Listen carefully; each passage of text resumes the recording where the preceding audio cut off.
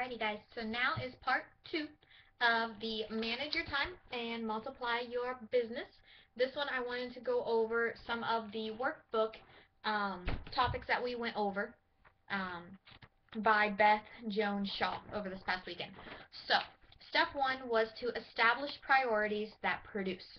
3 questions that you need to ask yourself. Is this going to help me become the best consultant I can be? Is this going to help my family and my finances? And then third, do I want to do this? Now, she put the third one intentionally because just because you don't want to do it doesn't mean that you necessarily should do it. That's why she asked you those other 2 questions first. A key note that I put in on my notebook was double your money without doubling your time by setting goals. So what that's about is she said that twice as many people will accomplish their goals if they set the goals and actually write them down. Writing them down and actually setting the goals for yourself is key. And like she said, twice as many people tend to hit their goals if they make them and actually write them down. So, number 2 is set your goals. And let's see. At the bottom, there was a good study done by UCLA. And again, it says the goal setters earn an average of twice as much per month as those who do not set goals. Not surprisingly, those who set goals tend to be more enthusiastic, more satisfied with life and work, happier in their marriage, and their overall health was better. Let's see. Setting goals, 7 steps for success. So you want to be specific. Refer to your success and your lessons learned. What? What goal are you trying to set? Why? What's your reasoning for wanting to hit that goal? When? You need to make sure that you hit a specific date. You have to have a goal that is measurable. So if I say I want to hit star director, I need to have a date. So let's say by the end of this year. That makes it measurable. And then how? What actions are you going to take to hit your goal?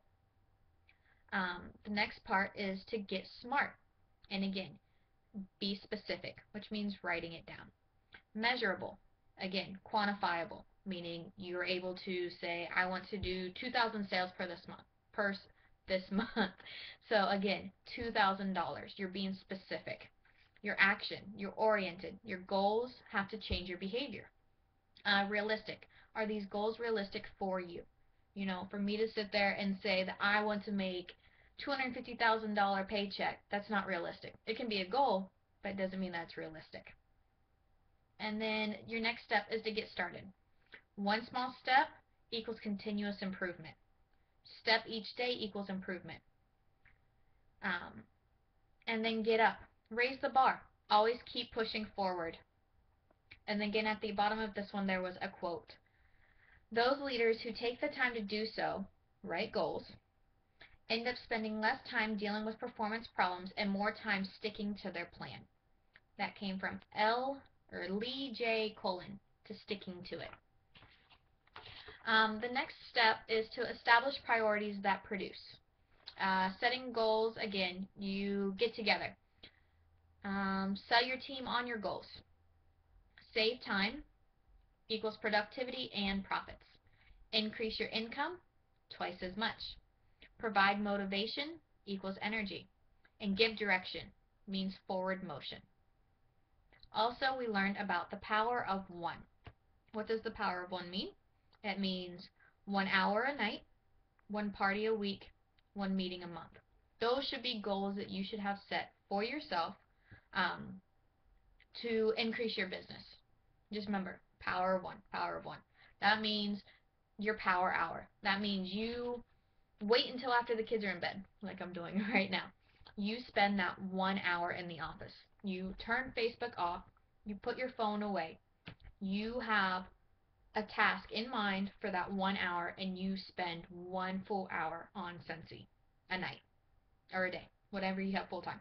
But it's when you know that you will have that full solid hour of dedicated time that you can dedicate to Scentsy with no interruptions. With that, you'll need mental toughness, and that is made with passion and hard work. So the next page, they actually gave a little, let's see if you can see it, like a calendar. And again, over here, I have one party a week. If you're able to do one party a week at $500 per party, that means that you are going to be bringing home $500 a month.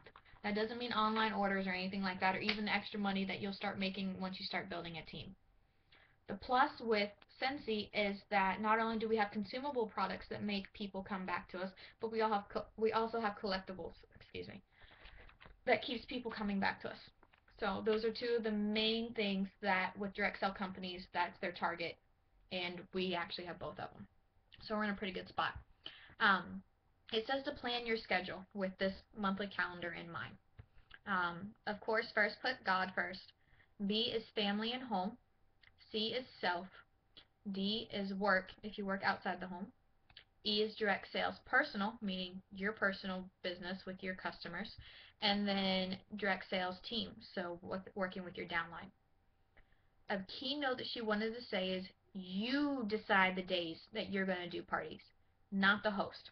If you have a calendar out, you mark the days that you want to work, and you let the host know.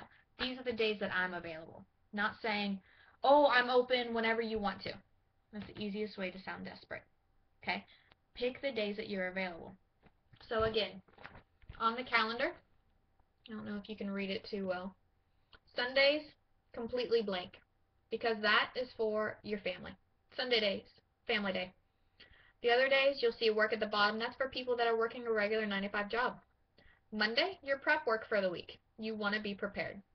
So then on this calendar, they have Tuesdays.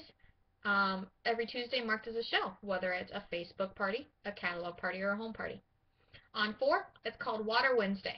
Water Wednesday means that you are focusing on your customers, whether it's following up, whether it's contacting them by email, Facebook, calling them, texting them, whatever you want to do.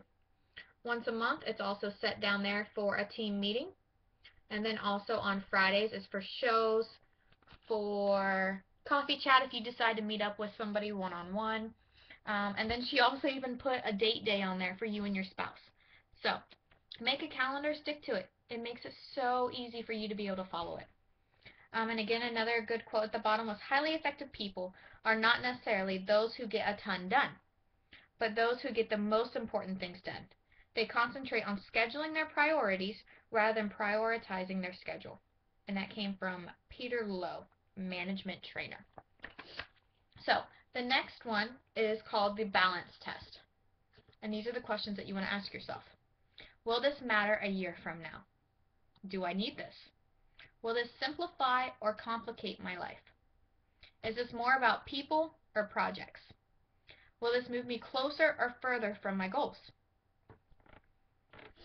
The principle of balance, we got some statistics, and these I actually really liked. Okay?